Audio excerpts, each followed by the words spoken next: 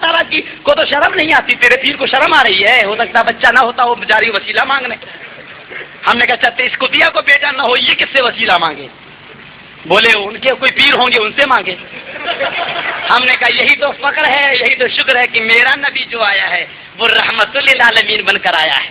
میرا نبی وہ ہے قل اوحی الی انہ استمع نفر من الجن، جناتوں کی ایک جماعت جا رہی کہ قرآن سنا تو آمنا باللہ، قرآن پر ایمان لائی. کہا میں اس قرآن کے اوپر نازل، قرآن جس پر نازل ہوا اس رسول پر میں ایمان لاتی ہوں. میرا نبی جانوروں کا نبی، میرا نبی درندوں کا نبی، میرا نبی چرندوں کا نبی، میرا نبی ساری عالم کا نبی. تیرا پیر صرف انسانوں کا پیر، کتیوں کو اولاد ہی نہیں دیتا، یہ تیرا پیر. بیچارہ کیا کروں، ہائے افسوس. بریلی میں تقریر کرتے ہوئے ایک مولوی کہنے لگا، جانتے ہو ایک ہمارے ہاں مکھیا بولتے ہیں گاؤں کے سردار کو، گاؤں کا سردار مکھیا. تو گاؤں میں بارش نہیں ہو رہی تھی تو گاؤں کے لوگوں نے کہا بے مکھیا، گاؤں کا سردار چودھری بنا بیٹھا، بے پانی نہیں برس رہا، جا اوپر جا پانی برسوا اللہ تعالیٰ سے، دیکھ وہ پانی بارش نہیں ہو رہی ہے. گاؤں کا مکھیا بولا بڑا لمبا سفر ہے، کچھ چندہ کرو نا. چندہ ہوتا ہے 8-10 لاکھ روپے چندہ ہو گیا. تو گاؤں کا مکھیا اس چندے کی روپے لے کر، رقم لے کر 8-10 دن کے لیے غائب ہو گیا. یار پانی برس جائے، شاید 8-10 دن کے لیے کہیں گھومنے چلا گیا. اب وہ 8-10 دن میں گھوم کے آیا تو پانی نہیں برسا. اب میری قوم کو کیا جواب دوں گا کہ اوپر بھی گیا تب بھی پانی نہیں برسا. تو آیا اور آ کر کہنے لگا گاؤں والوں پہلے اسٹیج سجاؤ، میں بہت تھکا ہوا ہوں، وہاں سب کو بتاؤں گا، ایک ایک کو میں جواب نہیں دے پاؤں گا. پورے گاؤں والوں نے اسٹیج سجایا خوب لمبا چوڑا، اور گاؤں کی مکھیا نے تقریر کرنا شروع کر دی. آئے گاؤں والوں کیا بتاؤں میں، آپ نے چندہ دیا، میں اللہ تعالیٰ کے پاس گیا. جب میں پہلے آسمان پہ پہنچا تو میری ملاقات آدم علیہ السلام سے ہو گئی. انہوں نے مجھے ایک دن زبردستی روک لیا کہ آج تجھے میرے پاس کھانا کھانا پڑے گا، تو دنیا میں رہتا تھا کیا کروں. نبیوں کے پاس چڑھنی روٹی کے علاوہ رکھا کیا ہے بیچارے، کچھ تو ایسے تو جو پیٹ پہ پتھر باندھ باندھ کے مر گئے بیچارے. میں چڑھنی روٹی کھائی، میرا منہ بگڑ گیا. ہم نے کہا بھاگ، یہ تو دنیا میں بریانی کھانے والی یہاں ہے تو چڑھنی روٹی ادھر بھی مل رہی ہے. دوسرے دن دوسرے آسمان پہ گیا تو وہاں پر بھی مجھے حضرت نوح علیہ السلام مل گئے. انہوں نے بھی ایک دن زبردستی مجھے روک لیا، وہاں روکے ہو تو یہاں پر بھی روکو. وہ بھی نبی تھے، چڑھنی روٹی ان کے بھی پاس ملی. تیسرے دن تیسرے آسمان پہ پہنچا، عیسیٰ علیہ السلام سے ملاقات ہو گئی، انہوں نے بھی چڑھنی روٹی کھلائی، ایک دن زبردستی روک لیا. چوتھے دن گیا، موسیٰ علیہ السلام سے ملاقات ہو گئی، انہوں نے بھی ایک دن مجھے روک لیا، چڑھنی روٹی انہوں نے بھی کھلائی. پانچویں دن پانچویں آسمان پہ پہنچا، ابراہیم علیہ السلام سے ملاقات ہو گئی، چڑھنی روٹی انہوں نے بھی کھلائی. جب چڑھنی روٹی کھاتے کھاتے میرا منہ بگڑ گیا کہ یا اللہ ہر آدمی ایک دن روک رہا، میں کیا کروں. چھٹے دن چھٹے آسمان پہ پہنچا، کیا دیکھتا ہوں چھٹے آسمان پہ پیران پیر شیخ عبد القادر جیلانی بغدادی رحمۃ اللہ علیہ بیٹھے ہوئے. ہاں اتنا بڑا درجہ چھٹے آسمان پر. بولے ارے میرے پیر، میرے مرید، تو دنیا میں میرا مرید تھا، آج آیا. بولا ارے پیر صاحب، گاؤں والوں میں نے پیر صاحب کے پیر پکڑ لی. میں نے کہا پیر صاحب بارش نہیں ہو رہی. کہا پہلے کھانا کھا. کیا بتاؤں، بریانی کی ڈیگیں اور مرغے کے قورمے تو میں نے ان کے پاس کھائے. پہلے تو 6 دن کی قسم نکالی. دنیا میں اللہ کے نام پر کوئی مانگتا فقیر تو 1 پیسہ نہیں ملتا بیچارے کو، اور بڑے پیر صاحب کے نام پر دیکھو کتنا مل جاتا ہے، بریانی ڈیگیں سب کچھ لے ڈالو. تو کہا کہ بریانی کی ڈیگیں قورمہ سب انہی کے پاس ہم نے کھایا، 6 دن کی قسم نکالی. کہا اچھا گھبراؤ نہیں، تمہارے گاؤں میں بارش ہو جائے گی. آئے گاؤں والوں، میں بڑے پیر صاحب کو لے کے 7ویں آسمان پہ اللہ تک پہنچا. اللہ تعالیٰ نے جب بڑے پیر صاحب کو دیکھا تو کرسی سے اٹھ گیا. آئیے پیر صاحب بیٹھیے. پیر صاحب نے کہا ارے نہیں اللہ تعالیٰ خدا تو ہے، میں کیوں بیٹھوں، تو ہی بیٹھ جا. تو اللہ تعالیٰ نے سوچا ہاں ٹھیک ہے خدا تو میں ہی ہوں تو میں بیٹھ جاؤں. تو اللہ ہی بیٹھ گیا. پیر صاحب سے اللہ نے پوچھا عبد القادر کیسے آنا ہوا. کہا اللہ میں آیا اس لیے ہوں کہ یہ میرا دنیا میں مرید تھا اور اس کے گاؤں میں تو پانی نہیں برسا رہا ہے، لوگ میرے اوپر سے اعتبار اٹھا لیں گے اس کے گاؤں میں پانی برسا دے. تو اللہ کہنے لگا آئے گاؤں والوں، اللہ نے کہا آئے عبد القادر میں پانی کیوں برساؤں، پانی تو کیوں نہیں برساتا، تو برسا دے. تو عبد القادر جیلانی بغدادی نے کہا کہ پانی میں کیوں برساؤں، خدا تو بنا بیٹھا، تو پانی برسا. تو اللہ تعالیٰ نے کہا کہ خدا مجھے دنیا مانتی کہاں، دنیا تو تجھے خدا مانتی، تو پانی برسا. پیر صاحب کہہ نہیں خدا تو ہے، تو پانی برسا. اللہ کہہ رہا تھا میں پانی نہیں برساؤں گا، میرے نام پہ دنیا ایک میرا بندہ 5 پیسہ مانگتا، سکہ مانگتا، کوئی نہیں دیتا، اور تیرے نام پہ بریانی کی ڈیگیں قورمے سب چڑھا دیتے. دنیا مجھے خدا کہاں سمجھتی ہے، وہ تجھے خدا سمجھتی ہے. جا تو پانی برسا، میں برسائے. آئے گاؤں والوں، اللہ تعالیٰ اور بڑے پیر صاحب دونوں لڑنے لگے. میں اللہ اور پیر صاحب دونوں کو لڑتا ہوا چھوڑ کے چلا آیا. پانی نہیں برس رہا ہے. اگر اللہ تعالیٰ جیت گیا تو سن لو پانی بالکل نہیں برسے گا، کیونکہ تم اس کو پکارتے ہی نہیں ہو، تم بڑے پیر کو پکارتے ہو. اور اگر بڑے پیر جیت گئے تو انتظار کرو، ہو سکتا ہے کچھ دنوں میں پانی برس جائے، کیونکہ اللہ بہت بوکھلائے بیٹھا ہے، تم اس کو کہاں پکارتے ہو؟ یہ ہیں ان کے عقائد، ان کے عقائد۔ میرے دوستو، میرے پیارو، بڑے ادب اور احترام سے میں تم سے کہتا ہوں کہ اس سے زیادہ اور رب العالمین کی توہین کیا ہوگی؟ اس سے زیادہ رب العالمین کی توہین اور کیا ہوگی؟ اس سے زیادہ اور اللہ کی بے عزتی کیا ہوگی؟ تم نے پیروں کا مقام بھی اللہ تک بڑھا دیا ہے۔ تم کہتے ہو پیر مجھ سے بارش کریں گے، میرا آقا کہہ رہا یا فاطمہ بنت محمد انقذی نفسک من النار، اے فاطمہ بنت محمد تو میری بیٹی ہے، یہ مت سمجھنا کہ تیرا باپ نبی تجھے خدا سے بچا لے گا۔ انقذی نفسک من النار، دنیا میں تو اپنے آپ کو جہنم سے بچا لے۔ یا صفیہ بنت عبد المطلب انقذی نفسک من النار، او میری پھوپھی صفیہ عبد المطلب کی بیٹی، تیرا بھتیجا بھی تجھے نہیں بچا سکے گا، تو اپنے آپ کو بچا لے۔ سلونی من مالی ما شئتم، وہ میرے خاندان والو، دنیا میں جو چاہو مجھ سے مانگ لو، میں دینے کے لیے تیار۔ انی لا املک من اللہ شیئا، قیامت کے دن میں تجھے خدا کے عذاب سے نہیں بچا سکتا۔ آج ہر چیز کو شریف کہنے لگے ہو، تم ہر چیز کو تم شرافت کا درجہ دیتے ہو، شرم نہیں آتی؟ تین چیزیں شریف تھی، مکہ شریف، مدینہ شریف، قرآن شریف، ہر چیز یہاں کی شریف۔ تم نے کہا بریلی شریف، کچھوچا شریف، سب سے زیادہ پیار، کھڑے ہو کے پیشاب کرنے والے یہی ملیں گے، کھڑے ہو کر، یہ بھی شریف بیچارے، بریلی شریف۔ قرآن میں جتنے بھی الفاظ آئے سب شریف، جس کاغذ پہ لکھا گیا وہ بھی شریف، جس لکڑی پہ رکھا پڑا جاتا ہے وہ بھی شریف۔ مدینہ میں کتا اور بلی، تو کتا اور سور تو ہے ہی نہیں، مدینہ کے جانور بھی شریف، مدینہ کی مسجدیں بھی شریف، مدینہ کے درخت بھی شریف، مدینہ کی ہر چیز شریف، مدینہ کی بلیاں شریف، اس لیے کہ مدینہ شریف میرا آقا اس مدینہ میں گیا، پورا مدینہ شریف۔ مکہ میں میرا نبی پیدا ہوا، مکہ کی ایک ایک چیز شریف۔ سن لو، میں نے جب شریف کہا ہے تو وہاں کی ایک ایک چیز کو شریف کہا، یہ میری تقدیر۔ تم نے اجمیر شریف اور بریلی شریف کہا، کہہ دو وہاں کی کتیا بھی شریف، وہاں کا بھڑوا بھی شریف، وہاں کی رنڈی بھی شریف۔ ارے بریلی شریف تو وہاں کی ہر چیز شریف نہ ہوئی؟ اگر یہ نہیں کہہ سکتے ہو تو کس بنا پر تم شریف کہتے ہو؟ کس بنا پر تم شریف کہتے ہو؟ اگر صرف احمد رضا خان کے پیدا ہو جانے کی وجہ سے وہ چیز شریف ہو گئی تو سن لو، اس ہندوستان کے سارے شہر شریف ہیں، اس لیے کہ ہندوؤں کے یہاں بھی بہت سے دیوتا پیدا ہوئے، ایودھیا شریف بھی ہے کیونکہ وہاں رام چندر جی پیدا ہوئے، متھرا شریف کیونکہ وہاں کرشن کنہیا پیدا ہوئے ہیں، اور تعلیمات تو رام چندر جی کی بھی وہی تھی کہ کم برما رام رامائے نمائے سیتا میرے سامنے مت جھک، رب کے سامنے جھک، تعلیم تو وہی تھی۔ شری کرشن نے بھی کہا تھا یدا یدا ہی دھرم سے گلانربھوتی بھارت، ہائے ارجن میں پہلا نبی نہیں ہوں نہ آخری نبی ہوں، بلکہ میرے بعد ایک انتم مہارشی آئے گا، اس کا نام کل کی ہوگا، اوتار کل کی سیاہی کا دھونے والا محمد ہوگا، گناہ کا میٹنے والا۔ تعلیم تو ان کی بھی یہی تھی، کہہ دو وہ بھی شریف، کیوں نہیں کہتے ہو؟ اگر صرف ایک شخصیت کے پیدا ہو جانے سے وہ چیز شریف ہے تو اس ہندوستان کا کوئی بھی شہر ایسا نہیں جو شرافت کے لائق نہ ہو۔ میرے دوستو، کس بلبوتے پر تم کہتے ہو؟ سارے تمہیں پاکھنڈی وہی قبر پہ ملیں گے، قبر پہ ہار چھیننے والے وہیں، پیسہ بٹورنے والے وہیں۔ کل میں جمال بھائی کے ساتھ جا رہا تھا تو رات کے 2 بجے 1 بجے بھی قبر کا مجاور تھا، مڈھا قبر پہ بیٹھا ہوا ہے، یہاں پر بیٹھا ہوا ہے، اس کو یہ امید ہے کہ شاید رات میں کوئی آ کے مجھے پیسہ دے جائے، رات میں کسی کی منت پوری ہو جائے، پیسہ دے دے۔ میرے دوست اور بزرگوں، حالات اس اسٹیج پر پہنچ چکے، یہ دلمڈے پیروں کے لیے، مردوں کے لیے رات بھر جاگ جاتے ہیں، لیکن اللہ کی رضامندی کے لیے ان کو توفیق نہیں ہوتی کہ کبھی تہجد کی نماز بھی پڑھ لیں، یہ رب کی رضامندی کے لیے تہجد تک نہیں پڑھ سکتے۔ اسی لیے میں نے کہا اگر ہندوستان کا یہ 22 کروڑ مسلمان اگر جنت میں چلا گیا تو اللہ کی قسم مسجد سے فتویٰ دیتا ہوں کہ ہندوستان کا 7 کروڑ ہندو بھی جنت میں چلا جائے گا۔ فرق کیا ہے تم میں اور ان میں؟ فرق کیا ہے؟ کافرین مکہ کہتے تھے لات و منات عزا سب شریف لوگ، ان کا وسیلہ دے کر اللہ سے مانگتے تھے، تم ان کا وسیلہ دے کر اللہ سے مانگتے ہو، تم ان کا وسیلہ دے کر اللہ سے مانگتے ہو۔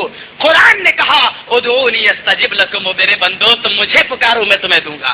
قرآن نے کہا یا ایھا الذین آمنو، قرآن نے کہا قل یا عبادی الذین اسرفوا علی انفسہم لا تقنطوا من رحمت اللہ، اے حبیب میرے بندوں سے کہہ دو کہ اگر انہوں نے زمین و آسمان بھر کر بھی گناہ کیے تو لا تقنطوا من رحمت اللہ، وہ میری رحمت سے نا امید نہ ہو جائیں، میں ان کے تمام گناہوں، ان اللہ یغفر الذنوب جميعا، میں ان کے تمام گناہوں کو معاف کرنے کے لیے تیار۔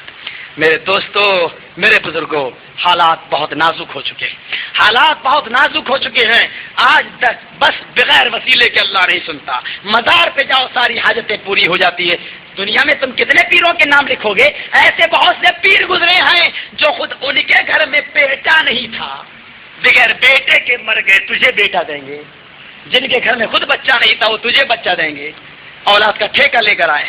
میرے دوست اور بزرگوں، یہ سب لوگ اللہ کے نیک بزرگ بندے تھے، انہوں نے دنیا میں تمہیں رہنے کا طریقہ سکھلایا، لیکن آج غلطی سے لوگوں نے غلط تاثر لے لیا اور اللہ کے بندوں کو بھی نہیں چھوڑا۔ تم 11ویں کی ڈیگ چلاتے ہو، کہتے ہو بھابھی 11ویں کی ڈیگ نہیں چلاتے، تمہیں کتنی باتیں ہم سمجھائیں، ہم تو تم سے اتنا کہہ کر جا رہے ہیں، سن لو، اللہ کا شکر ہے کہ تم آج جس شیخ عبد القادر جیلانی بغدادی کے نام کی ڈیٹ چلاتے ہو، تم تو اتنے فقیر و کلاش و مفلس ہو کہ جتنے بزرگ آئے وہ اہل حدیث ہی میں تو آئے، تمہارے یہاں بزرگ آئے کہاں؟ کیونکہ جتنا بھی بزرگ تھا وہ فقہ کو مانتا ہی نہیں تھا، بزرگ اگر تھا تو وہ رب کے قرآن کو مانتا تھا یا مصطفیٰ کے فرمان کو مانتا تھا، اور وہ بزرگ اس وقت تک ہو ہی نہیں سکتا جب تک کہ وہ قرآن و حدیث کو نہ مانے۔ دنیا میں جتنے بزرگ آئے وہ اہل حدیثوں میں آئے، یا تو قرآن کو ماننے والے تھے یا حدیث کو، اور تم تو اتنے غریب ہو، اتنے مفلس اور کلاش ہو کہ تمہیں 11ویں کی ڈیگ چلانے کے لیے بھی اگر پیر ملا ہے تو اہل حدیثوں کے خاندان کا ملا، اپنے خاندان کا تمہیں پیر بھی نصیب نہیں ہوا۔ تم اتنے غریب ہو کہ تمہیں اپنے خاندان کا پیر بھی تمہیں نہیں ملا، بزرگ بھی نہیں ملا۔ پیر بھی ملا ہے تو ہمارے خاندان کا خانوادے کا، اہل حدیث خانوادے کا، جس نے اپنی کتاب غنیت الطالبین کے اندر لکھا ہے شیخ عبد القادر جیلانی نے، سن لو 72 فرقے جہنم میں جائیں گے۔ ہم نے تو کہا اہل حدیث بھی نہیں جائے گا، جو قرآن کو مانتا ہو حدیث کو مانتا ہو وہ جنتی، اور بڑے پیر صاحب تو کہتے ہیں کہ سن لو 72 فرقے جہنمی ہیں، ایک فرقہ جنت میں جائے گا اور فرقہ اہل حدیث ہوگا، وہ فرقہ اہل حدیث ہوگا۔ تم اتنے غریب ہو کہ 11ویں کی ڈیگ چڑھانے کے لیے بھی پیر ملا تو میرے خاندان کا ملا ہے، تمہیں تو اپنے خاندان میں پیر بھی نصیب نہیں آیا، نصیب نہیں ہوا جس نے اپنی کتاب کے اندر لکھا ہے کہ بدعتی کی سب سے بڑی پہچان یہ ہے کہ وہ اہل حدیث کو دیکھ کر جلتا ہوگا۔ اور کیا تمہیں چاہیے؟ اور کیا چاہیے؟ میرے بھائیوں، میری ماں اور بہنیں بھی آئی ہیں، وقت بہت ہو گیا ہے، ان کے بارے میں کچھ نہیں بول سکا، لیکن آؤ ایک دو باتیں تمہارے بارے میں بھی کہہ دوں۔ میری ماں اور بہنوں، تم مایوس نہ ہو جاؤ، یہ مرد تو بیچارے اتنے زیادہ گئے گزرے ہیں، یہ تو ٹیلی ویژن نہیں ہٹائیں گے، شاید تمہیں توفیق مل جائے، ہم یہ نہیں کہتے بیچ دو، تم مجاہدہ بنو، اور میں یہ کہتا ہوں تم سے کہ بندوق کی گلیل لے لو، گلیل، اور گلیل میں گولی لگا کر ٹیلی ویژن کے شیشے پہ نشانہ لگا کے مارو، پھوڑ دو ان کو ٹیلی ویژنوں کو، کیونکہ آج اس نے ہمارے سارے معاشرے کو گندا کر کے رکھ دیا ہے، ٹیلی ویژن نے ہمارے پورے معاشرے کو بگاڑ کے رکھ دیا ہے، وہ ٹیلی ویژن کی دین ہے۔ میں بتاؤں تمہیں، جانتے ہو کل تک دو عورتیں جب راستے پہ چلتی تھی تو ایک دوسرے کی چادر چھینتی تھی، مجھے دے دے کہ میں اپنا چہرہ چھپا لوں۔ آج اس ٹیلی ویژن نے ماں، بہن، بیٹی، بہو اور رشتے داروں سے سب سے شرم و حیا کو نکال دیا، اور سب سے زیادہ بے عزتی کی بات یہ ہے، اس سے بھی زیادہ شرم کی اور مر مٹنے کی بات اور کیا ہو سکتی ہے کہ آج بیٹی بھی بیٹھی ہو اور باپ بھی بیٹھا ہو، بہن بھی ہو اور شوہر بھی ہو، باپ بھی ہو ماں بھی ہو۔ افسوس تو یہ ہے کہ ٹیلی ویژن کے اندر فلم بوس و کنار، لپٹا اور چپٹی کے کس کے کیس دکھلائے جائیں، نہ بہن بھائی کو دیکھ کر شرمائے اور نہ بھائی بہن کو دیکھ کر حیا کرے، نہ ماں بیٹے سے حیا کرے نہ بیٹا ماں سے حیا کرے، اور اس سے زیادہ تمہاری شرم و حیا پر ڈاکہ ڈالنے والی چیز اور کیا ہوگی؟ یہ ٹیلی ویژن ہے، کونین کے تاجدار نے فرمایا تھا، سن لو 72 فرقے جہنمی، ایک جنتی، اور آپ نے یہ بھی فرمایا کہ یہ بھی سن لو کہ قرب قیامت کی نشانی یہ ہوگی کہ 72 فرقے جو ہیں یہود و نصارہ، آپ نے فرمایا 72 فرقے جو جہنمی ہوں گے، اگر حسب النال بالنال، جیسے دونوں جوتے برابر ہوتے ہیں ہماری امت میں اور یہود و نصارہ میں، بنی اسرائیل میں کوئی فرق نہیں رہ جائے گا، دونوں نقش قدم پر چلیں گے۔ بنی اسرائیل میں 72 فرقے ہوئے تھے، میری امت میں 73 فرقے ہوں گے، ایک قدم آگے چلے گی میری امت۔ اور مسلمانوں سن لو، میرے صحابہ نے کہا، اللہ کے نبی نے کہا، اے صحابیوں، اگر بنی اسرائیل میں کسی نے اپنی ماں کے ساتھ اعلانیہ زنا کیا ہوگا تو اے مسلمانوں، تم پر اس وقت تک قیامت برپا نہ ہوگی جب تک کہ مسلمان بھی اپنی ماں کے ساتھ اعلانیہ زنا نہ کرے۔ جانتے ہو کس نے کہا تھا؟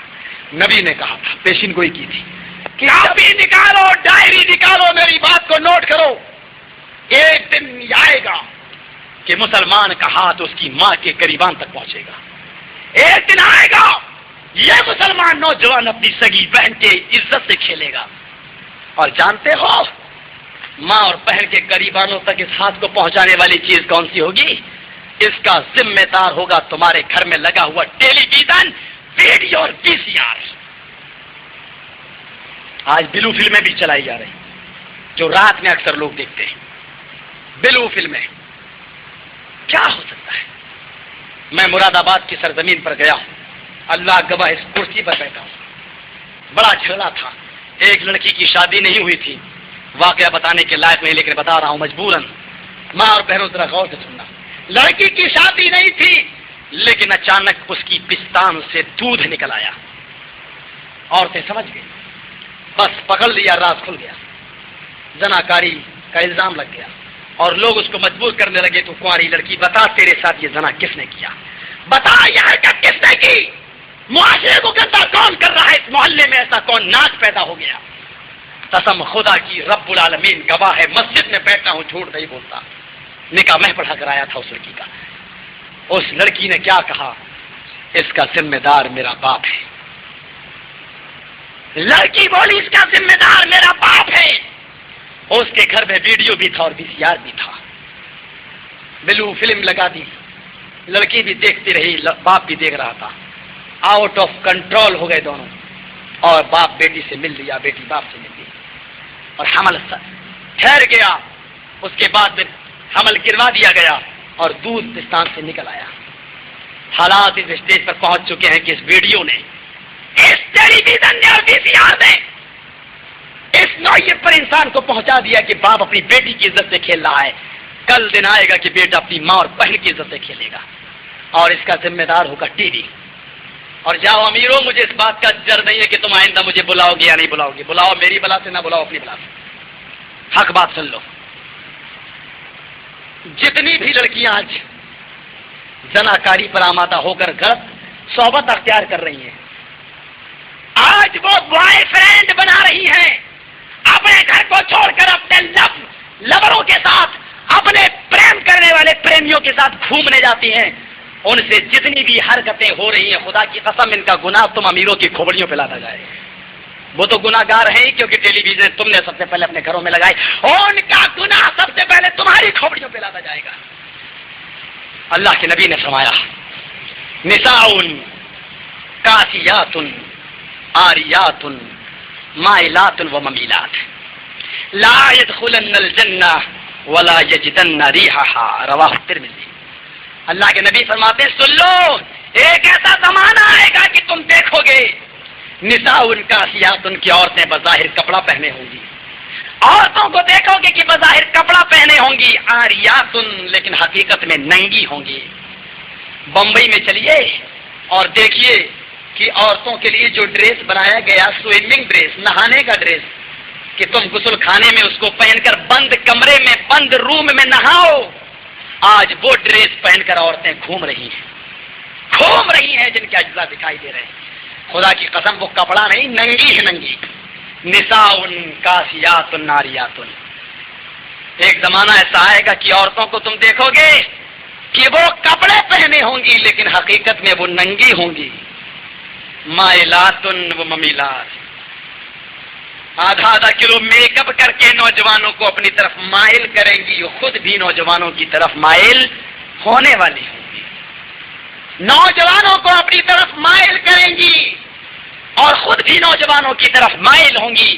جب ایسا زمانہ آ جائے تو سن لو، لا يدخلن الجنہ، کونین کے تاجدار نے یہ نہیں کہا کہ لا يدخلن الجنہ، لا يدخلن الجنہ، نون تاکید با نون ثقیلہ کے ساتھ۔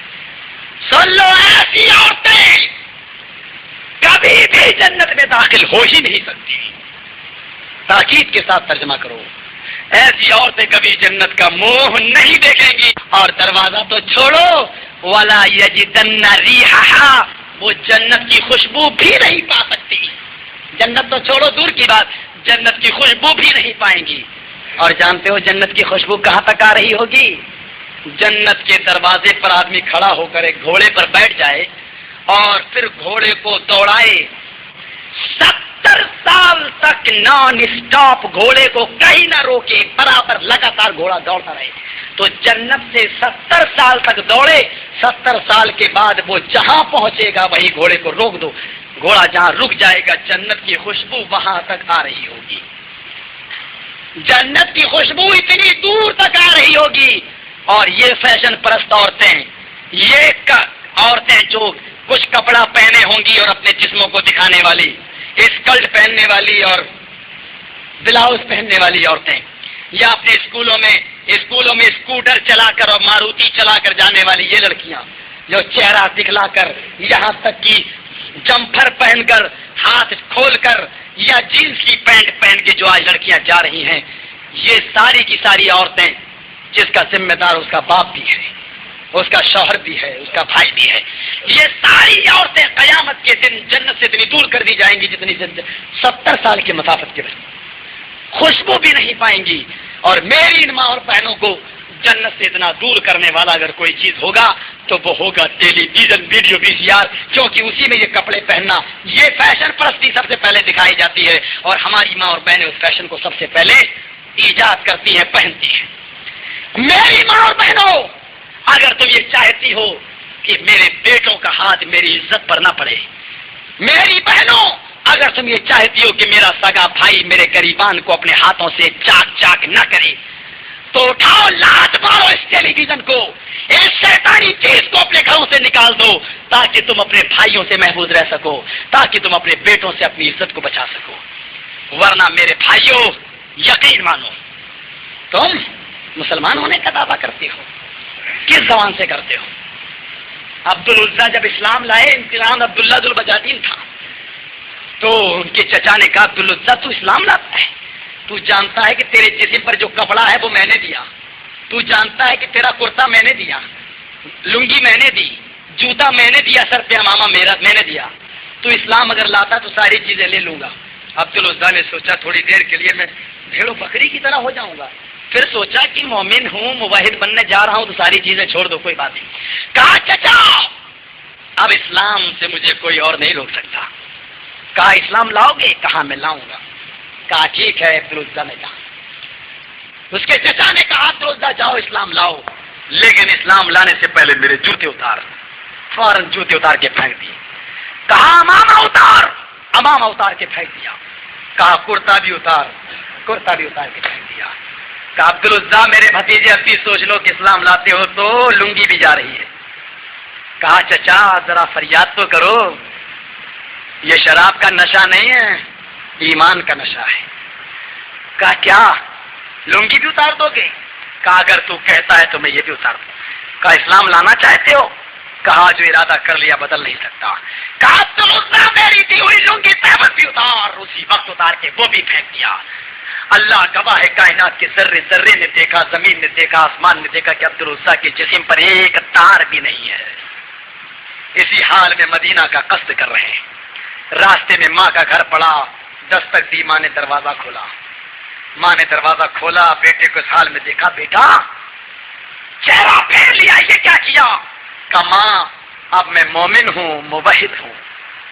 مسلمانوں غور کرو کہ ننگا آدمی، جسم پر کرتا بھی نہیں، شرم گاہ پر پیجامہ بھی نہیں، پیروں میں جوتا بھی نہیں اور سر پہ امامہ بھی نہیں، بالکل ننگا، جس طریقے سے اپنی ماں کے پیٹ سے پیدا ہوا ہو۔ کیا کہہ رہا؟ اب میں مومن ہوں، موحد ہوں۔ اس حال میں لفظ مومن کیسا لگ رہا ہے؟ تصور کرو، ایمان کے لیے ساری چیزوں کی قربانی دی جاتی ہے، اور اس نے کپڑے تک اتار دیے ایمان کے لیے۔ تو اپنے گھر سے محبت کی محبت کو زندہ کرنے کے لیے ٹی وی نہیں نکال سکتا، یہ تیری محبت ہے۔ انہوں نے محمد کی محبت میں کپڑے اتار دیے، دنیا کے سامنے رسوا ہو گئے، شرم گاہ کھل گئی، کپڑے پھینک دیے۔ تو ٹی وی جیسی شیطانی چیز اپنے گھر سے نہیں نکال سکتا۔ جا لکھ، تو چھوٹا ہے محمد سے محبت کے دعوے میں، جا جو سزا دینا ہو دے۔ امیرو تم کیا کرو گے؟ تم تو دولت میں مولویوں کو خریدتے ہو، خریدتے۔ تم اس مسجد کے امام ہو صرف، سڑک پہ ڈھنگی جھاڑو دے، مسجد میں ایک سرکاری چپراسی جھاڑو دے تو کہتے بھائی صاحب ذرا یہاں پر بھی لگا دینا. اور امام اپنے گھر سے اگر 5 منٹ لیٹ ہو کر مصلی پہ آ جائے تو کہتے بھیا حرام کی تنخواہ مل رہی ہے، وقت پہ آیا کرو. تم مولویوں کو خریدنے والوں، تم ہمارے ضمیروں کو خریدو گے، ہمیں لو گے. ہم وہ ہیں کہ مسجد کی امامت بھی اگر کریں گے متولی سود کھائے گا تو اس کے خلاف بھی بولیں گے. چار رزاق رب العالمین ہے، تو نہیں، روزی وہ دے گا تو نہیں. کہتے ہو مصلحت سے بولنا مولوی صاحب. یہاں ہماری لڑکیاں دوسروں میں گئی ہیں، کہیں ایسا نہ ہو کہ وہ پریشان ہو جائے. میں نے کہا تھا اپنی لڑکیاں تو جرم تو کرے سزا ہم بھگتے ہیں، غلطی تم کرو سزا ہم بھگتے ہیں. تمہارے باپ کا یہ اسلام ہوگا. جا ہم نے مصلحت نہیں مانی. جانتے ہو مصلحت؟ چچا نے ابو طالب نے بھتیجے میں مجھ پر اتنا بوجھ نہ ڈال کہ میں برداشت نہ کر سکوں، یہ دعوت مت پیش کر دی، تجھے مار ڈالیں گے. کہا چچا تم پہ سہارا تھا، تم نے بھی ہاتھ اٹھا لیا، کوئی بات نہیں. صحیح دین آپ کو چھوڑنے کی بات تو سن لو چچا. یہ لوگ کافری نے مکہ میرے 9 کروڑ 30 لاکھ میل کی بلندی پر اتار کر سورج میرے ہاتھ پر لا کر رکھ دے، دائیں ہاتھ پر اور چاند کو بائیں ہاتھ پر. محمد کا اعلان سن لو چچا. تمہاری تو چھوڑو ساری دنیا ایک طرف، محمد ایک طرف، میں اکیلے دین کی دعوت پیش کروں گا. آج مسجد کا متولی کہتا مولوی صاحب اس کے خلاف مت بولنا ورنہ یہ ہنگامہ ہو جائے گا. جنگ بدر بھی نبی نے لڑی. مصلحت نبی سے زیادہ کوئی جانتا تھا؟ نبی سے زیادہ بھی کوئی مصلحت جانتا تھا؟ لیکن وقت آیا تو اللہ کے نبی کو جنگ بدر بھی لڑنا پڑی. تو کہتا ہے ہم تلوار اٹھانا نہیں جانتے. ابھی تو نبی سے محبت ہی کب کرتا ہے؟ کم سے کم چند مولوی حق بولنے والے پیدا ہوئے تو ان کو بھی روکتا ہے. ہم نے بڑے بڑے حکمرانوں کی آنکھوں میں آ کے ڈال کر بات کی. ہمیں بال ٹھاکرے جیسا آدمی اپنے گھر پہ بلا کے بات کرنے کے بعد بھی ہمیں نہیں روک سکا. تو روکے گا؟ یہ چند ٹکوں کا امیر روکے گا؟ ہم نے حکمرانوں کی آنکھوں میں آ کے ڈال کر بات کی ہے، تم ہمیں روکو گے؟ ہمیں وہ نہیں روک سکے، تم روکو گے. ہم نے تو بڑے بڑے گنڈوں کی آنکھوں میں آ کے ڈال کر بات کی، تم ہمیں روکو گے. سن لو اپنی بیٹیوں کو 2-2 لاکھ کا جہیز دینے والوں، تم بھی سن لو. آج جتنی بھی غریب لڑکیاں بغیر جہیز کی وجہ سے مر رہی ہیں، خودکشی کر رہی ہیں یا پھر وہ جلائی جا رہی ہیں، ان کا گناہ تم امیروں کی کھوپڑیوں پہ لادا جائے گا. آپ نے 12 لڑکیوں کی شادی کی، اللہ گواہ ہے کہ 1 روپیہ بھی کسی سے ادھار نہیں مانگا، قرض نہیں لیا. تو 2 لڑکیوں کی شادی کرتا ہے، جہیز کے لیے بینک سے قرض لیتا ہے اور پھر سالوں سال بیاج دیتا چلا جاتا ہے، بیاج.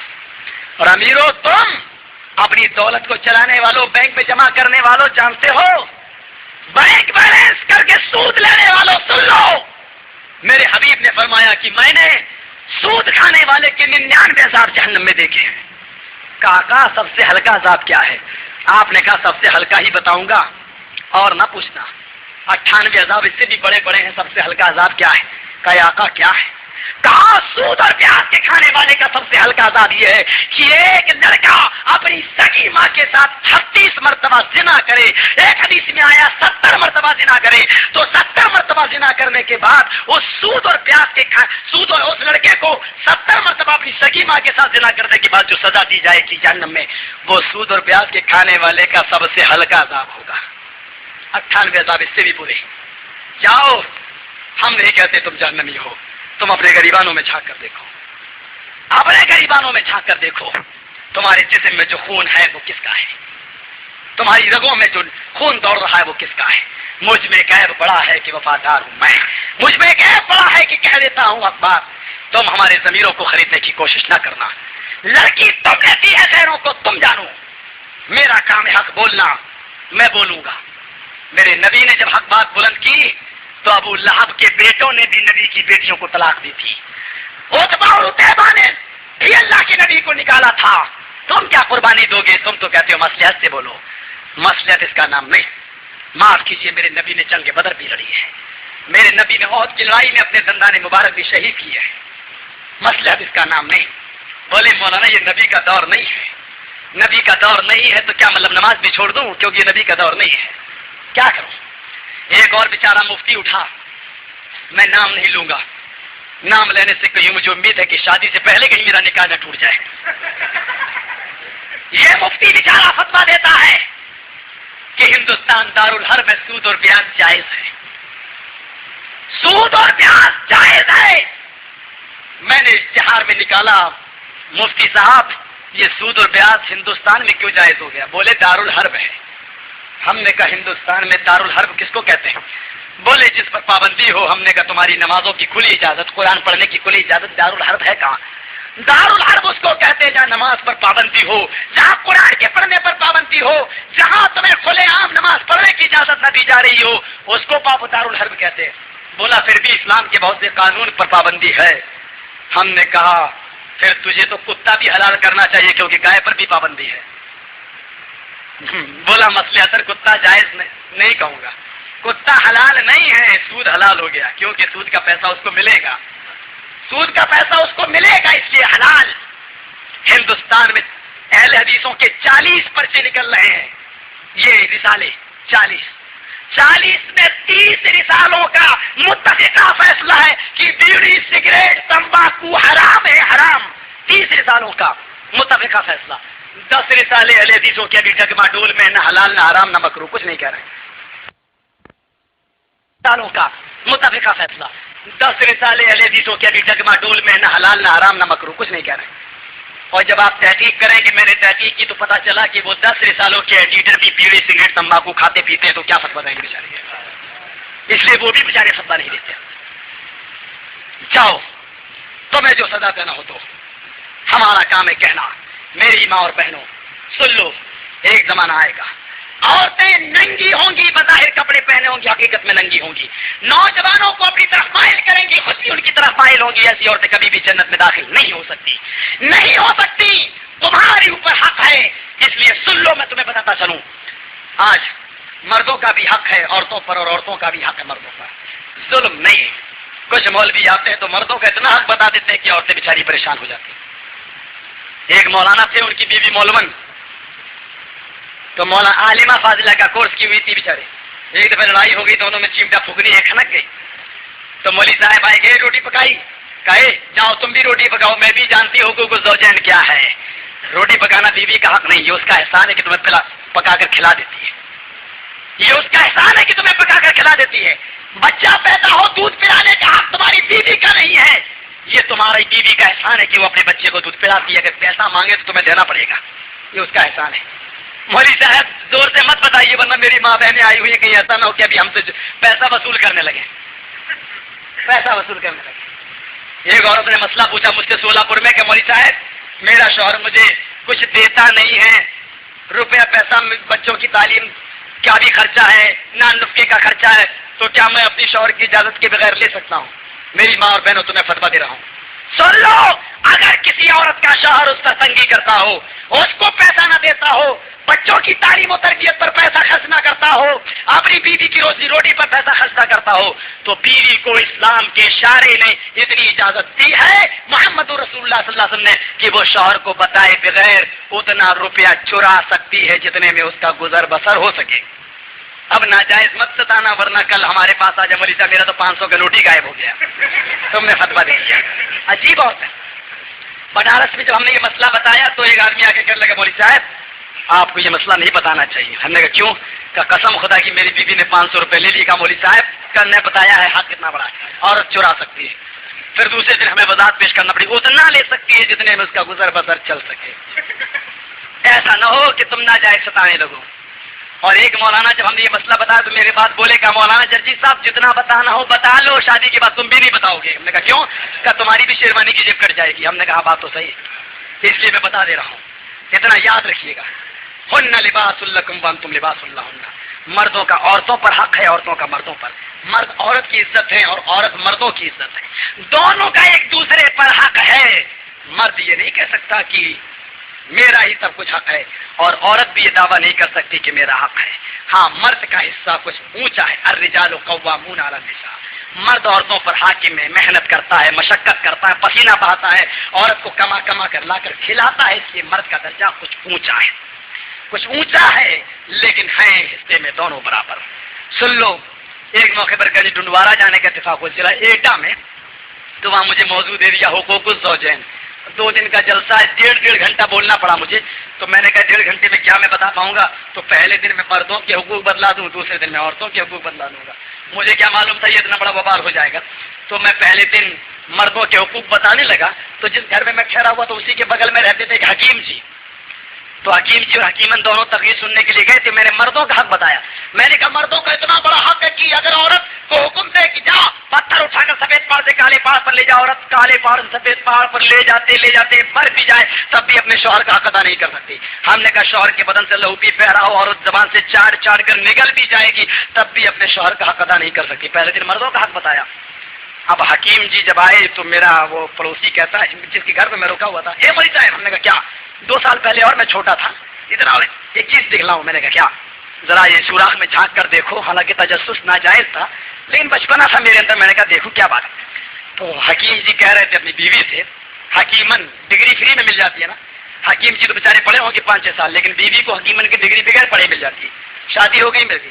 مولوی صاحب 8 سال میں ڈگری لے کر آتے ہیں, ان کی شادی ہوئی تو بغیر پڑھے مولون کی ڈگری پا جاتی ہے, مولوی کی بیوی. تو حکیم جی اپنی بیوی سے کہہ رہے تھے چل میرے پیر دبا. دیکھا نہیں مولوی صاحب نے کتنا بڑا مرتبہ بتایا کہ خون پیپ نکل بھی جائے گی تب بھی حق ادا نہیں کر پائے گی. اب حکیمن بیچاری گالی دیتی ہوئی کہتی مر جائیے بھڑوا مولوی, کل مردوں ہی کا حق ہے, عورتوں کو کوئی حق ہی نہیں. حکیمن چلائی بیچاری میرے اوپر, مطلب ہم تو نہیں تھے لیکن حکیم سے کہہ رہی یہ مر جائے بھڑوا مولوی, کل مردوں کا حق ہے عورتوں کا حق ہی نہیں ہے. اب مجھے تو غصہ آ گیا. میں نے کہا حکیم جی اب کل تمہاری خیریت نہیں, رک جاؤ, جلسہ تو 2 دن کا ہے. دوسرا دن جب آیا تو میں لگا, حکیم جی بولے چل جلسہ ہونے جا رہا. کہا میں نہیں جاؤں گا, وہ مردوں کا مولوی ہے, میں کیوں جاؤں. حکیم جی بولے ارے وہ اپنی طرف سے تھوڑی بولتے, قرآن و حدیث کی باتیں بولتے, چل. کا کھانا پکا لوں. کارے پک چکا ہے, کھانا ہے, آ کر کے چھوٹ جائے گی تقریر, تو بغیر کھانا کھائے چلے گئے. تو دوسرے دن میں عورتوں کے حقوق بتلانے لگا. حکیم جی میرے اسٹیج پہ بیٹھے ہوئے ہیں تو میں نے تھوڑی سی کرسی ٹیڑھی کر لی تاکہ حکیم جی پر میری نظر نہ پڑے, اور میں نے خوب عورتوں کے حقوق بتائے. میں نے کہا عورتوں کا اتنا حق ہے, اتنا حق. اللہ کے نبی نے فرمایا خبردار اپنی بیوی کے گال پہ کبھی تماچا مت مارنا. خبردار جو تم کھاؤ اپنی بیوی کو کھلاؤ, جو خود پہنو اپنی بیوی کو پہناؤ.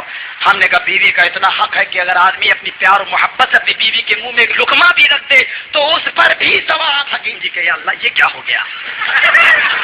میں نے تقریر ختم کی, فوراً بھاگا. میں نے کہا چلو آج چل کے دیکھیں. حکیم جی بھی میرے پیچھے آئے. سوچا حکیمن تو آ جائیں گے عورتوں کے ساتھ, میں بھاگوں, آج میری آفت ہے. حکیم جی آئے, چادر جو تھی اس کو اوڑھ کے سو گئے, لیٹ گئے. سوئے کیا تھی, نیند کیسے آ جائے گی. حکیمن عورتوں کے ساتھ آئی تو کھانا گرم کرنے لگی, اور میں انتظار میں ہوں, سوراخ میں دیکھ رہا ہوں کہ اب کب منظر نظر آئے.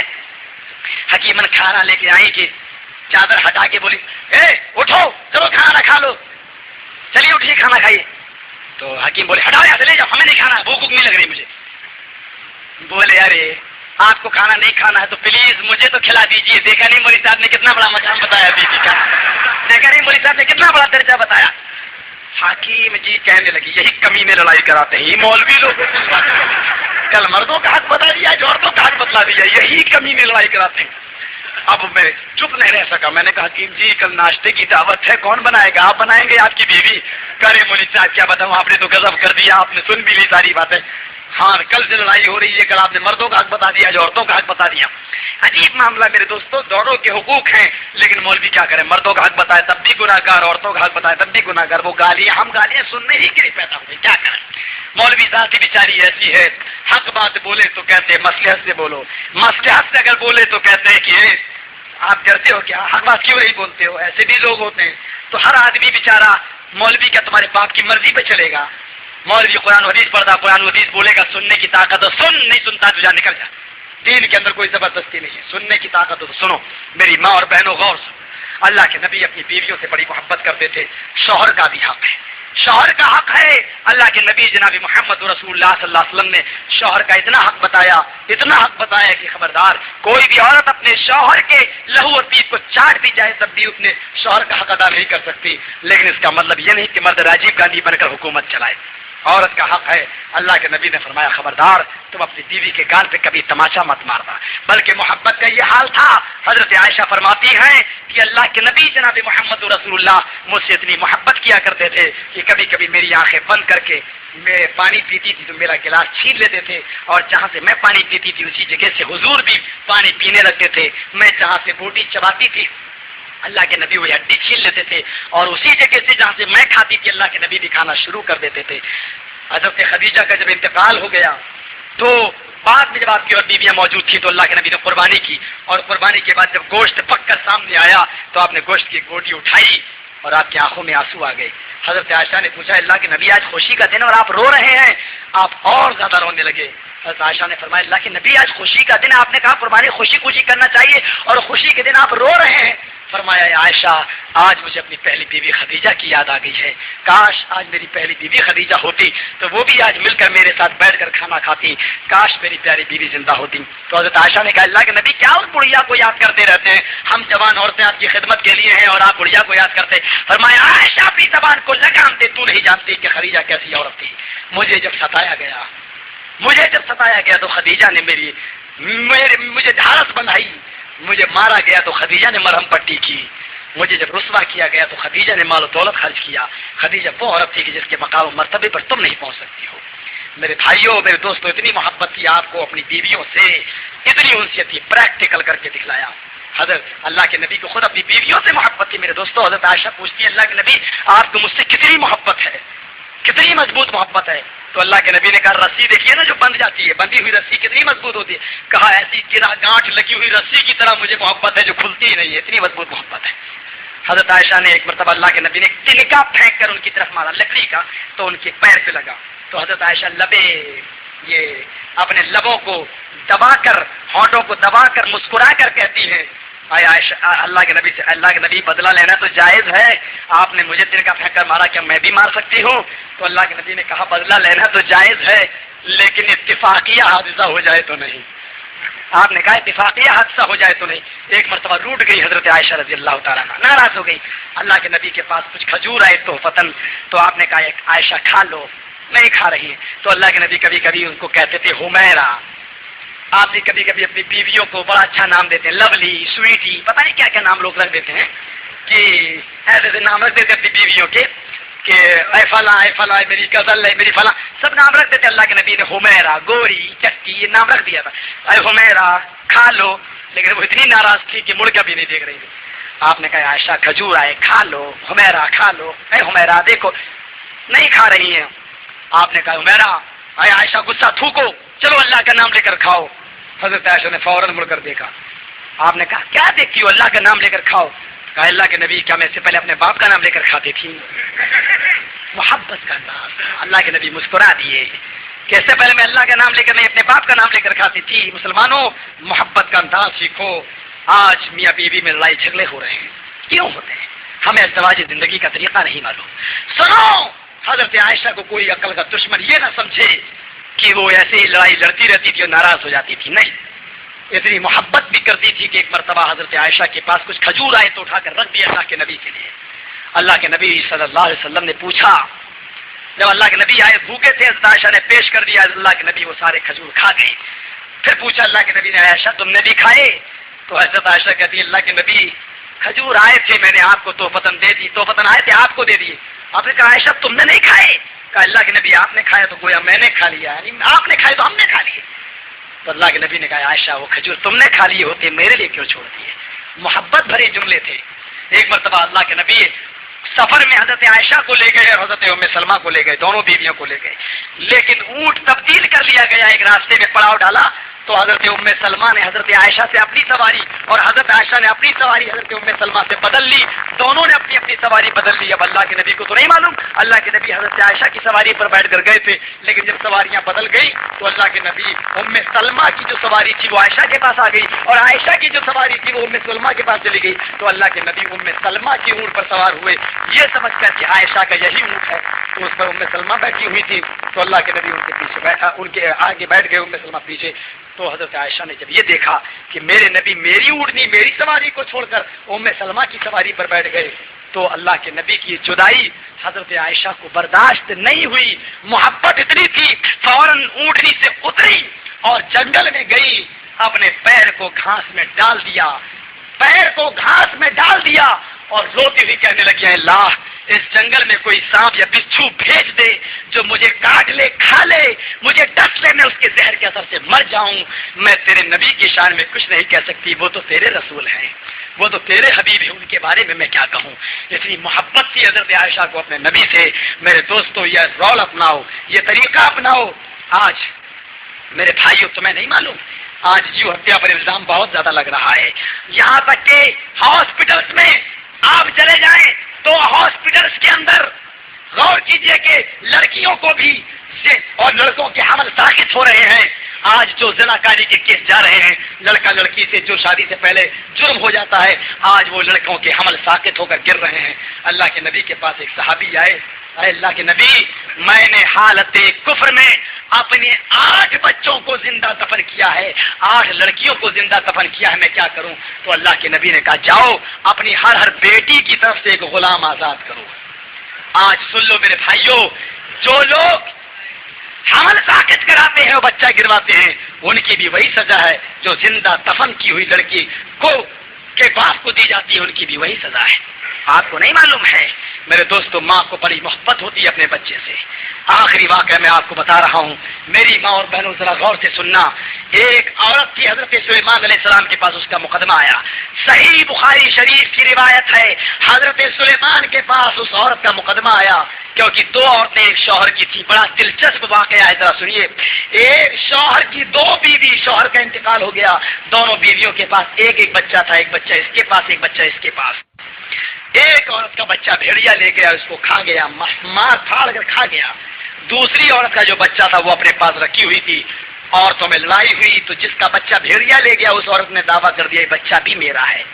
یہ مقدمہ سلیمان علیہ السلام کے پاس پہنچا تو سلیمان علیہ السلام نے فیصلہ دونوں عورتوں کی بات سن کر بڑی عورت کے حق میں فیصلہ کر دیا کہ یہ بچہ تیرا ہے، تو لے لے۔ فیصلہ غلط ہو گیا، جس عورت کا بچہ تھا اس کو نہ ملا، جس کا بچہ بھیڑیا لے گیا اس عورت کے حق میں فیصلہ کر دیا بچہ تیرا ہے۔ جس کا بچہ تھا وہ کیسے برداشت کر لے؟ لڑائیاں روزانہ ہوتی رہی، ایک دن بعد اتنی زیادہ بڑھ گئی، آگے اتنی زیادہ بڑھی کہ پھر مقدمہ سامنے آیا، لوگوں نے کہا تم خام خواہ لڑتی ہو، سلیمان نے فیصلہ کر دیا بچہ اس کا ہے، پھر اسی کا بچہ تم کیوں لڑتی ہو؟ اس عورت نے کہا میں کیسے برداشت کر لوں کہ میرا بچہ دوسری عورت پالے، لے لے۔ مقدمہ سلیمان کے پاس آیا، سلیمان علیہ السلام سے اس عورت نے رو رو کر کہا سلیمان میرے ساتھ انصاف کرو، آپ نے انصاف نہیں کیا۔ کیا انصاف نہیں کیا؟ میرا بچہ تم نے اس عورت کو دے دیا۔ مارے غصے کے سلیمان علیہ السلام نے کہا جاؤ چھری لے کر آؤ۔ کہا کیا کرو گے سلیمان؟ چھری منگائی گئی، کہا اس بچے کو لاؤ۔ بچے کو لایا گیا، وہ عورت بولی جس کا بچہ تھا سلیمان یہ کیا کر رہے ہو؟ کہا اس چھری سے میں اس بچے کے 2 ٹکڑے کروں گا تاکہ ایک ٹکڑا تجھے دے دوں، ایک ٹکڑا اس کو دے دوں۔ تم لوگ لڑ رہی ہو، کیا کروں؟ سلیمان علیہ السلام نے کہا چھری لاؤ، میں بچے کو کاٹوں، 2 ٹکڑے کروں، ایک تمہیں دوں ایک تمہیں دوں، جاؤ ایک ایک ٹکڑا لے کر رکھ لو اپنے پاس۔ تو جو عورت جس کا بچہ تھا وہ چیخ کر رونے لگی اور کہنے لگی اے سلیمان نہیں نہیں میں جھوٹی ہوں، میں جھوٹ بول رہی ہوں، یہ بچہ میرا نہیں اسی عورت کا ہے، اسی کو دے دو۔ کتنی محبت ہوتی ہے ماں کو اپنے بچے سے، وہ یہ جانتی تھی کہ بچہ میرا ہے، لیکن سلیمان علیہ السلام جب 2 ٹکڑے کر دیں گے تو یہ بچہ میرے پاس نہیں رہے گا، مر جائے گا۔ میرے پاس نہ رہے وہ مجھے منظور ہے لیکن وہ مرنے نہ پائے۔ اے سلیمان میں جھوٹی ہوں، یہ بچہ اسی عورت کا ہے، اسی کو دے دو۔ یہ کہہ کر وہ چلی آئی، وہ عورت ہنس رہی تھی کیونکہ اس کا تو بچہ ہی نہیں تھا۔ سلیمان علیہ السلام سمجھ گئے کہ بچہ کس کا ہے، اتنے ہوشیار سے سمجھ گئے، زیرت سے سمجھ گئے۔ آپ نے بچے کو گود میں اٹھایا، اس عورت کو ڈانٹا بھاگ یہاں سے، جھوٹ بولتی ہے کہ بچہ میرا ہے، جاؤ یہاں سے، بچہ تیرا نہیں ہے۔ میں نے کاٹنے کا جب حکم دیا کہ بچے کو کاٹو تو ہنس رہی تھی، تیرا بیٹا ہوتا تو تیرے چہرے پر مسکراہٹ نہ ہوتی۔ سلیمان علیہ السلام اس بچے کو لے کر گئے، بخاری شریف کی حدیث ہے کہ سلیمان علیہ السلام اس بچے کو لے کر گئے۔ وہ عورت پھوٹ پھوٹ کے رو رہی تھی جس نے کہا تھا یہ بچہ میرا نہیں، میں جھوٹی ہوں، جی کا ہے اسی کو دے دو، وہ رو رہی تھی۔ سلیمان علیہ السلام گئے، کہا میری بہن یہ بچہ لے لو، تمہارا ہے، میں سمجھ گیا ہوں کیونکہ تمہاری آنکھوں سے گرنے والے آنسو بتا رہے تھے کہ بچہ تمہارا ہے۔ اسلام نے اتنا بڑا حق دیا ہے بچے کو زندہ رہنے کا، اور ماں کا اتنا بڑا حق دیا، کاش کوئی ماں کو پہچاننے والا ہوتا۔ میرے بھائی اور دوستو، ایک معشوق سے معشوق اس کا عاشق کہنے لگا کہ میں تم سے بہت پیار کرتا ہوں، تو معشوقہ بولی بھائی تم جھوٹ بولتے ہو۔ عاشق بولا ارے بس مت کہیے، دل چیر کے دکھلانے کے لائق نہیں ورنہ میں چیر کے دکھلا دیتا۔ کہا اچھا اتنی محبت کرتے ہو؟ کہا ایک شرط پہ میں تم سے شادی کروں گی۔ کہا کیا؟ کہ جاؤ اپنی ماں کا کلیجہ لے کر آؤ۔ سوچا بڑھیا ہے، پیسی مرنے والی ہے، چلو ماں کو قتل کرو، کلیجہ نکال لو، کیا جو ہے فرق پڑتا ہے۔ گیا محبوبہ کی خاطر ماں کی گردن کاٹتا ہے، پیٹ پھاڑتا ہے اور کلیجہ نکالتا ہے۔ کلیجہ لے کر تھالی میں بھر کے کٹورے میں لے کر آیا، چل رہا تیزی سے کہ میں اپنی معشوقہ کو دے دوں، آج میری معشوقہ میری بن جائے گی۔ راستے میں ٹھوکر لگی، گرا، کلیجہ نالی میں گیا، تھالی الگ گری، وہ خود گرا۔ اٹھا کہ کلیجہ بھی اگر بہ گیا تو کہیں ایسا نہ ہو کہ میری معشوقہ بھی ہاتھ سے چلی جائے۔ ماں تو چلی گئی، اٹھا، کلیجے سے آواز آئی، حدیث نہیں ہے، افسانہ ہے، لیکن ماں کے کلیجے سے کیا آواز آئے گی؟ لیکن ہاں حقیقت یہ ہے کہ ماں کا کلیجہ ایسا ہی ہوتا ہے، ماں کا کلیجہ ایسا ہی ہوتا ہے۔ اٹھا، کلیجے کو اٹھاؤں معشوقہ کو دوں، تو کلیجے سے آواز آئی، بیٹا کہیں چوٹ تو نہیں لگی؟ گرا تھا، ٹھوکر لگی، کلیجے سے آواز آئی، بیٹے کہیں چوٹ تو نہیں لگی؟ میرے دوستو، یہ ہوتا ہے ماں کا کلیجہ۔ میری ماں اور بہنوں، اگر تم اپنے بیٹوں کی ماں ہو تو یہ عزت کراؤ، تم اپنے بچوں سے کہ ماں بن کر دکھلاؤ۔ تمہارا بیٹا تمہیں ماں کہے، تم غلط تعلیم دیتی ہو۔ مدرس لیپ از فرسٹ کالج فار چلڈرن، ماں کی گود بچے کا پہلا مدرسہ ہے۔ تو خود اپنے بچے کو تعلیم نہیں دے پاتی ہے، تیرا بیٹا تیری عزت کیا کرے گا؟ تو کمپیوٹر سیکھنے جا رہی ہے، بینک میں نوکری کر رہی ہے، تیرے بیٹے کو تعلیم کون دے؟ ایک صحابیہ، ان کے گھر جب بچہ پیدا ہوا، جب وہ پیشاب کرتا تھا تو صحابیہ فرماتی ہے کہ میں اس کی شرمگاہ پہ پانی ڈال دیتی تھی۔ جب بچہ 4 سال کا ہوا، چلنے کے لائق ہوا، تو قسم خدا کی وہ صحابیہ فرماتی ہیں کہ میں نے کسی دن اس بچے سے یہ نہیں کہا بیٹے پانی لے کر پیشاب کرنے جاؤ، استنجا کرو، بلکہ بچہ خود پانی کا پیالہ کٹورا لے کر، برتن لے کر پیشاب کرنے جانے لگا۔ جیسی تعلیم دو گے بیٹا ویسے بنے گا، جیسی تعلیم دو گے بیٹا ویسا بنے گا۔ ماں نے جو تعلیم دی تھی بیٹے کو، 4 سال کی عمر میں بچہ پیشاب کرنے جا رہا تو استنجے کا برتن لے کے جا رہا ہے، وہ لوٹا لے کر جا رہا ہے، اور تم آج تمہارے بیٹے ایم اے اور پی ایچ ڈی کر رہے ہیں، ان بے غیرتوں کو شرم نہیں آتی، ان کے استادوں نے بھی ان کو ایم اے کرایا، پتہ نہیں کیا پڑھایا ہے، یہ کھڑے ہو کر پیشاب کرتے ہیں، کھڑے ہو کر۔ تھوک پاک ہوتا ہے، پاک۔ یہ تھوک اگر زمین پر گر جائے اور اس کی چھینٹیں تمہارے کپڑوں پہ آ جائے تو تم تھپڑ مارتے ہو اپنے پڑوسی کے کہ بھائی کمینے تیرے تھوک کی چھینٹیں میرے کپڑوں پہ کیسے آ گئی؟ جبکہ تھوک پاک ہے، تم تھوک کی چھینٹیں برداشت نہیں کر پاتے ہو اور خود پیشاب کرتے ہو، پیشاب کی دھار کی چھینٹیں تمہارے پیٹ پہ پڑتی ہیں، برداشت کر لیتے ہو۔ بے غیرتو، تمہیں شرم نہیں آتی؟ میرے آقا کی تعلیم کو تم ٹھکرا رہے ہو، میرے نبی کی تعلیم کو تم نظر انداز کر رہے ہو۔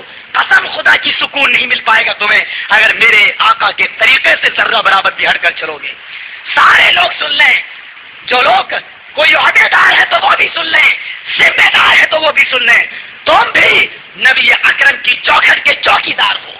سن لو، تم پر کسی کی حکمرانی نہیں چلتی اور مجھ پر کسی کی حکمرانی نہیں چلتی۔ میں پورے ہندوستان میں تقریر کرنے جاتا ہوں، لیکن اللہ کی قسم میں بھی پورے ہندوستان کی جماعت اہل حدیث کا ایک معمولی سا چوکی دار ہوں۔ میں اپنی جماعت کے اہل حدیثوں کی چوکھٹ کا چوکی دار ہوں، میں اس سے بڑا کوئی درجہ نہیں رکھتا ہوں۔ یہ تو حنفیوں کو اور بریلویوں کو نصیب ہو، ان کے مولوی جو کہہ کے چلے گئے امن نہ صدقہ۔ یہ ہمارے نوجوان میرا گریبان پکڑ کے پوچھتے ہیں، بے جرجیس یہ بتا تو نے یہ پیش کیا یہ کون سی حدیث میں آیا؟ یہ جب تک اس کی تحقیق نہیں کر لیتے مانتے نہیں ہیں۔ اللہ کا شکر ہے کہ میرے یہ نوجوان عوام سمن بکمن امیوم، اندھے کانے لنگڑے لولوں کی طرح نہیں گر جاتے ہیں۔ یہ وہ قوم ہے کہ جب تک ایک ایک بات کو اللہ کے نبی کی حدیث کی کسوٹی پر پرکھ نہیں لیتی، ماننے کے لیے تیار نہیں ہوتی۔ یہ میری قوم کا نصیبہ ہے۔ اور تم تقلید کا معنی جانتے ہو کیا ہوتا ہے؟ تقلید کس کو کہتے ہیں؟ یہ لیٹرین ہے، تم یہاں کھڑے رہو، یہ تقلید۔ برا مت مانیے گا اب آپ یہ نہیں کہہ سکتے کیوں یہاں کھڑا رہو، ارے کیوں کہہ دیا تھا تو آپ اہل حدیث ہو گئے، کیوں کہہ دیا تھا تو آپ اہل حدیث ہو گئے۔ تقلید کہتے ہیں جس میں کیوں کی گنجائش نہ ہو، جو کہہ دیا وہ مان لو، یہ ہے تقلید۔ لیٹرین ہے یہاں کھڑے رہو، ہاں میں کھڑا ہوں، کیوں؟ تب تو اہل حدیث ہو گئے، آپ تحقیق کر رہے ہیں۔ کیوں پوچھنے والا اہل حدیث ہوتا ہے اور کھڑے رہو کھڑا رہنے والا مقلد ہوتا ہے۔ اللہ کے نبی اللہ کے نبی فرماتے ہیں، آخری حدیث سنا دوں، یا معاشر النساء تصدقن فانی اریدکن اکثر اہل النار، اے عورتوں تم صدقہ و خیرات زیادہ سے زیادہ کرو کیونکہ میں نے تمہیں سب سے زیادہ جہنم میں جلتے ہوئے دیکھا۔ صحابیات نے ایسے ہی نہیں مان لیا، جبکہ نبی کی بات تو آنکھ بند کر کے مانی جاتی ہے۔ جب اللہ کے نبی نے کہا کہ میں نے تمہیں جہنم میں سب سے زیادہ جلتے ہوئے دیکھا تو صحابیات نے وجہ پوچھی، قلنا وبما یا رسول اللہ، آج تمہیں اپنے مولویوں سے مسئلہ پوچھنے کا ڈھنگ نہیں ہے. مولوی صاحب ہوٹل میں بیٹھے ہیں, چائے پی رہے ہیں, مولوی صاحب گزر رہے ہیں, مولوی صاحب ادھر آنا, ایک مسئلہ بتا دو. تیرے باپ کا مولوی خریدا ہے تو نے خریدا ہے کہ مولوی صاحب سے مسئلہ پوچھو. غرض تجھے تھی تو اس کے گھر جا کر تو مسئلہ پوچھتا, غرض تجھے تھی تو اس کی مسجد میں جا کر نماز پڑھ کے مسئلہ پوچھتا. اور میں یہ کہتا ہوں کہ راستوں میں اگر تم گئے اور ہوٹل پہ بیٹھے ہو, مولوی صاحب گزر رہے ہیں اور کسی نے کہا مولوی صاحب ادھر آئیے ایک مسئلہ بتا, تو اس مولوی کو مسئلہ بتانا ہی نہیں چاہیے. یہ دین کی بے عزتی ہے. تو چور ہے, تو نے دین چرایا. اگر تجھے دین سے محبت ہوتی تو مسئلہ معلوم کرنے کے لیے میرے پاس آتا, مسئلہ معلوم کرنے کے لیے چل کر آتا, محنت کرتا. بغیر محنت کی مولوی صاحب مل گئے تو مسئلہ پوچھ لیا, نہیں ملتے تو تجھے غرض ہی نہیں تھی پوچھنے کی. میرے بھائیو اپنی عزت کو مت بیٹھو, کم سے کم علماء سے پوچھو, ان سے ان کے مقام پر پوچھو, جو طریقہ ہو ویسے پوچھو. صحابیات نے پوچھا قلنا بما یا رسول اللہ, اے اللہ کے نبی عورتیں جہنم میں سب سے زیادہ جلیں گی, مان لیا, لیکن کیوں؟ فرمایا تکفرن اللہ و تکفرن العشیر, اس لیے جلیں گی. یعنی صحابیات بھی ایسے ہی بات نہیں مانتی تھی, تحقیق کرتی تھی, بتائیے کیوں جلے گی؟ تو اللہ کے نبی نے کیا کہا؟ تکفرن اللہ, غیبت چغلی لعن و طعن زیادہ کرتی ہو, ایک ساتھ میں 10 گالی عورت دے دیتی, لعن و طعن زیادہ کرتی, بہت بولتی ہے, اتنا بولتی ہے کہ کسی نے کہا ہے کہ ریڈیو کا بٹن کھول دو وہ بولنے لگتا ہے, ریڈیو کا بٹن بند کر دو وہ بند ہو جاتا ہے. اور ریڈیو کو تو کم سے کم اللہ نے عقل دی کہ اس کا بٹن بند کرو, اس کا منہ بند ہو جاتا ہے. عورت ایک ایسا خطرناک ٹرانزسٹر ہے کہ لاکھ اس کا تھوتڑا بند کرو ہوتا ہی نہیں. یہ ایسی بلا ہے کہ لاکھ اس کا منہ بند کرو ہوتا ہی نہیں. کسی نے کہا بادشاہ نے جو مجھ سے سب سے بڑا جھوٹ بولے گا اس کو سب سے زیادہ انعام. تو بہت بڑے بڑے جھوٹے آئے, بادشاہ نے کہا بات یہ کوئی جھوٹ نہیں. آخر میں ایک اور جھوٹ آیا, کہنے لگا بادشاہ صاحب میرا بھی جھوٹ سن لیجیے گا. کیا؟ کہ میں نے خواب دیکھا. خواب دیکھا کیا؟ کہ جہاں تک میری نظر جا رہی وہاں تک عورتیں ہی عورتیں بیٹھی ہوئی ہیں. کبھی پاگل, یہ کون سا بڑا جھوٹ ہے؟ کبھی آگے سنو بادشاہ صاحب. کہا کہ جہاں تک میری نظر جا رہی وہاں تک عورتیں ہی عورتیں بیٹھی ہیں, اور تعجب یہ کہ وہ ساری عورتیں خاموش بیٹھی ہوئی ہیں. بادشاہ نے کہا یہ تو ہو ہی نہیں سکتا. ارے 2 عورتیں جہاں رہتی وہ خاموش نہیں بیٹھ پاتی, تو کہہ رہا ساری عورتیں بیٹھی ہوئی ہو سب خاموش, یہ تو سب سے بڑا جھوٹ ہے, تو ہو ہی نہیں سکتا. اس کو سب سے بڑا انعام دیا. عورت کبھی خاموش نہیں رہتی بیچاری, یہ اپنی فطرت سے مجبور ہے. اللہ جانے مسجد کے اوپر آئی ہیں, خاموش بھی ہیں یا بول رہی ہیں, کیونکہ بیچاری بہت مشکل سے تو جلسے جلوس میں ان کے شوہر اجازت دیتے ہیں جاؤ, اور جب آتی ہیں تو ان کے بہت سے فائدے ہو جاتے ہیں. جہاں نیا کپڑا کسی عورت کو دکھائے یہ کتنے روپے میٹر آیا, چپل دیکھیے کتنے کی آئی. اور کچھ تو ایسی ہوتی ہیں کہ جن کو اپنے لڑکوں کے لیے لڑکیاں تلاش کرنا پڑتی ہیں, نہیں دیکھ پاتی, جلسے میں سب جمع ہو جاتی ہیں تو وہ اپنے لڑکوں کے لیے لڑکیاں بھی ڈھونڈ لیتی ہیں. یہ اور فائدہ ہے, بڑے بڑے فائدے ہو جاتے ہیں. پتہ نہیں اللہ جانے چپ بھی ہوں گی یا بول رہی ہوں گی, وہ اپنے بیچاری سمجھے, وہ اپنی فطرت سے مجبور ہیں. تو صحابیات بھی ڈائریکٹ بات نہیں مانتی تھی, کہتی تھی کہ اللہ کے نبی کیوں؟ تو آپ نے فرمایا تکسرن اللہ, لعن و طعن زیادہ کرتی ہیں, وتکفرن العشیر, اور اپنے شوہروں کی نافرمانی بھی بہت کرتی ہیں. مسلمانوں 10 بجے سے بولتے بولتے یہ 3 گھنٹے ہوئے ہیں, 1 بج گیا ہے. 3 گھنٹہ یہ عصر کے بعد بھی 1.5 گھنٹہ بول کے آیا ہوں. تلولی میں مسلسل پروگرام پہ پروگرام, کل بھی غالباً کہیں پروگرام ہے, اس لیے میں اپنی بات کو یہیں پر ختم کرتا ہوں. میری ماں اور بہنوں, ٹیلی ویژن جیسی خرافات کو تم نکال دینا. میرے مقلد بھائیوں, میں یہ نہیں کہتا ہوں کہ تم تقلید کو چھوڑ, لیکن کم سے کم بستر پہ جب سو تو ٹھنڈے دل سے سنجیدگی کے ساتھ تعصب کا لبادہ اتار کر سوچ لینا کہ ہم جو کر رہے ہیں وہ صحیح کر رہے ہیں یا غلط کر رہے ہیں. اور پھر کم سے کم اچھا لگے تو دعا دے دینا, اور اگر برا لگے تو گالی دے دینا. مجھے سب کچھ منظور ہے. آئیے ان چند باتوں کے بعد اب ہم دعا کر لیتے ہیں اللہ تعالیٰ سے. بار الہ تو ہماری خطاؤں کو معاف فرما دے, اے اللہ تو ہمارے گناہوں کو بخش دے, اے اللہ ہمارے گناہوں پر, اے اللہ تو اس کو نیکیوں سے بدل دے. بار الہ ہم جمیع مسلمانوں کو علم سے نواز دے تاکہ وہ صحیح راستے پر چل سکیں. اے اللہ ہم تجھ سے یہ نہیں کہتے ہیں کہ ہمیں, اے اللہ ہم تجھ سے صرف اس بات کی دعا کرتے ہیں کہ ہم جمیع مسلمانوں کو صراط مستقیم پر چلا.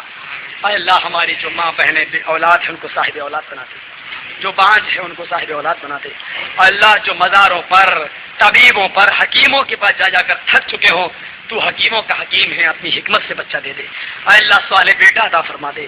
اے اللہ تو جس کو دے اس کو کوئی روک نہیں سکتا, دینے والا تو ہے.